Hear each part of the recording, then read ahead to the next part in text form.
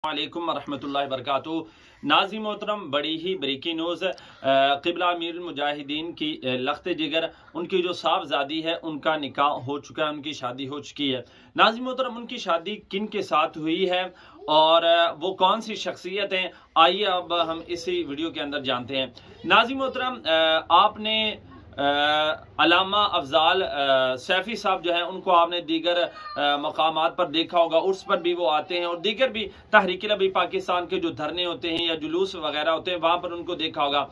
नाज़रीन मोहतरम, उनके साथ जो है उनका जो बेटा है उनके साथ क़िबला अमीरुल मुजाहिदीन की जो लख्त जिगर है उनकी शादी अफजाल सैफी साहब के बेटे के साथ की गई है। नाज़रीन मोहतरम, आप स्क्रीन पर तस्वीर भी मुलाजा फरमा रहे हैं जिन्होंने इमामा शरीफ पहना है, इनके साथ जो है वो बाबा जी की बेटे की शादी हुई है।